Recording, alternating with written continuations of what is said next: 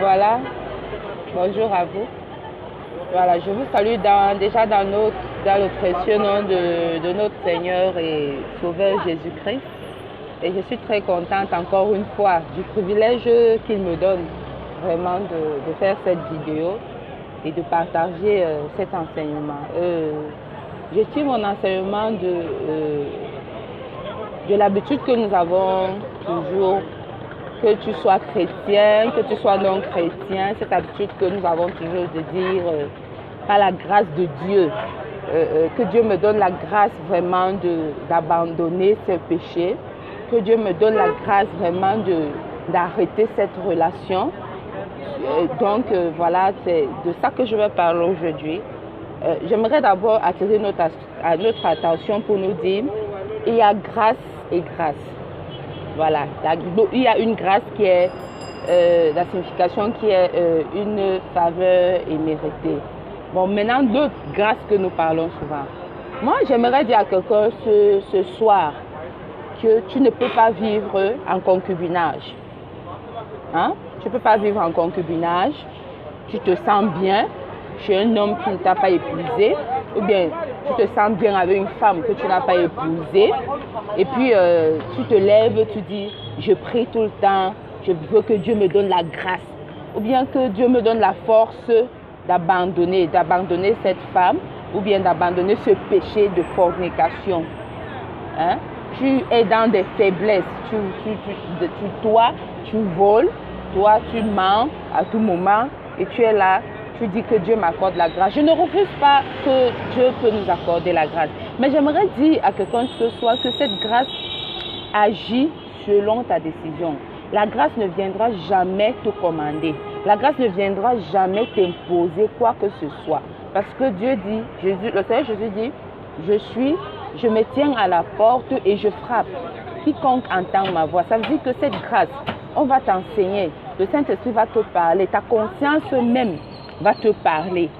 Mais tant que tu ne prends pas la décision d'abandonner toi-même, tant que tu ne prends pas la décision de vaincre cette faiblesse, hein, d'abandonner cet homme, même si vous ne vivez pas ensemble, d'abandonner cette petite amie, et tu es là, tu attends que la grâce de Dieu viendra faire en sorte que tu abandonnes ce péché. Moi, j'aimerais te dire ce soir que tu vas attendre 10 ans, tu vas attendre 20 ans et tu vas mourir dans ton péché. Ou si tu ne meurs pas dans ton péché, le Seigneur Jésus reviendra te trouver dans ce péché. Parce que la grâce, cette grâce ne viendra jamais te forcer à abandonner ce péché.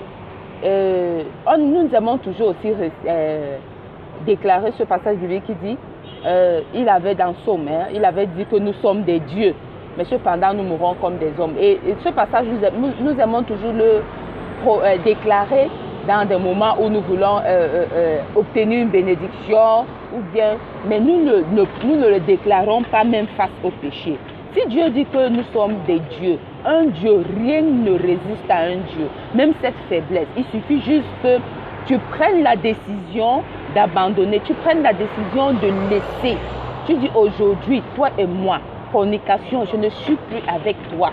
Aujourd'hui, toi et moi, mensonge, je divorce. Aujourd'hui, toi et moi, vol. Il n'y a plus ça entre toi et moi. J'arrête cela.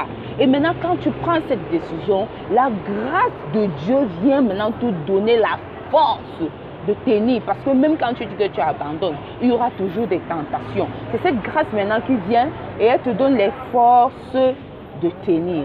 C'est pas que c'est la grâce de Dieu qui va venir t'enlever dans la chambre d'hôtel, ou bien le bras de Dieu, comme on demande souvent la force de Dieu. Dieu va venir en super héros ou bien en super guerrier te sortir de cette chambre d'hôtel, ou bien faire quoi que ce soit pour que tu abandonnes le péché. Non.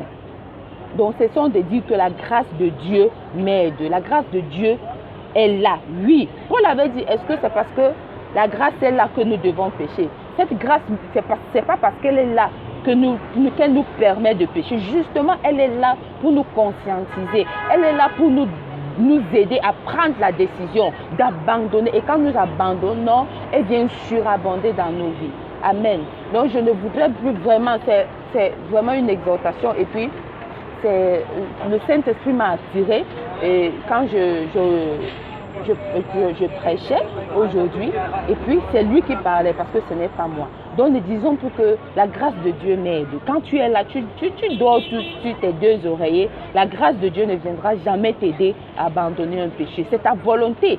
C'est ta volonté d'aimer Dieu, c'est ta volonté de plaire à Dieu, c'est ta volonté de servir Dieu qui t'aide maintenant à quitter de cet état de péché pour aller à un autre état. Et cette grâce vient te donner la force. C'est pour ça que Jésus-Christ, au jardin de Gethsémane, quand il a prié, il a dit, Seigneur, si n'est possible, c'est ta volonté, que cette coupe s'éloigne de moi. Il a prié, la Bible dit que la sueur qui coulait de lui sortait, c'était des grumeaux c'était en sang. Mais il a compris, il a pris la décision d'aller jusqu'au bout. Et quand il a pris cette décision, les anges sont venus le soutenir. Donc c'est quand tu prends la décision d'abandonner, non seulement tu prends la décision, tu abandonnes, que la grâce vienne t'aider, qu'elle vienne maintenant te donner la force de continuer dans ta volonté. Et de même, Paul a dit, Seigneur, ta force se manifeste dans ma faiblesse. Et nous les chrétiens, nous aimons bien ça. Seigneur, tu es fort, c'est quand je suis faible que tu es fort. Quand tu es faible, Paul veut dire quoi? Dans ma faiblesse, quand je prends la volonté maintenant de dominer cette faiblesse, quand je domine cette faiblesse, quand je domine cette chair, ta force se manifeste.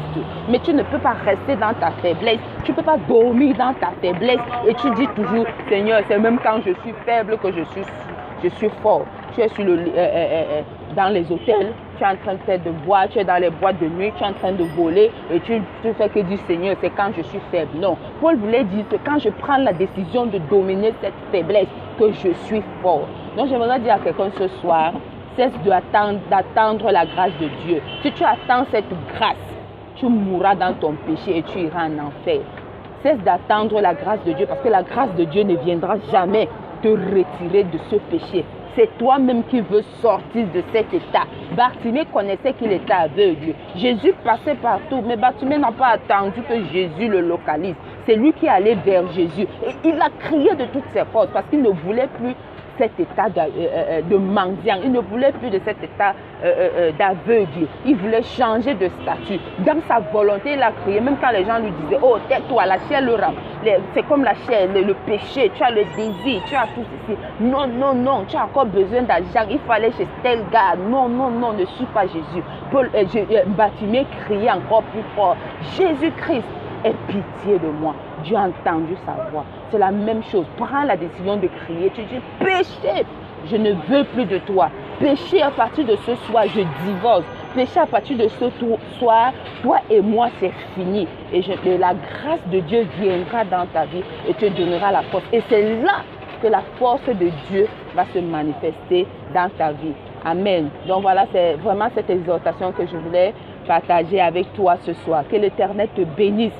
Quand tu vas te lever pour vaincre cette faiblesse, quand tu vas te lever pour dire à ce péché, je ne veux plus de toi, la grâce de Dieu va surabonder dans ta vie. Que l'Éternel vous bénisse. Merci pour tous qui écoutent cette vidéo. Que la grâce et la faveur de Dieu surabondent dans vos vies. Shalom.